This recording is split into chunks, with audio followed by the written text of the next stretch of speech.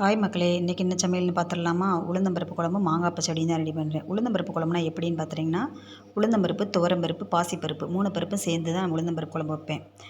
அப்படியே எல்லாமே மொத்தமாக போட்டு கழுவி எல்லாம் சேர்த்து இப்படி வச்சுருவேன். உப்பு சேர்க்க மாட்டேன். நல்லா வெந்து வரும். விசிலில் 3 விசில் வச்சதுக்கப்புறம் தான் அடுத்து கடைசியாக உப்பு போட்டு தாளித்து வச்சுருவேன். குழம்பு ரெடி ஆயிரும். எப்போவுமே டீ போட்டு குடிச்சிட்டு தான் அடுத்த வேலை செய்வேன். இன்றைக்கி லேட்டாக தான் ஆகிப்போச்சு டீ போடுறதுக்கு.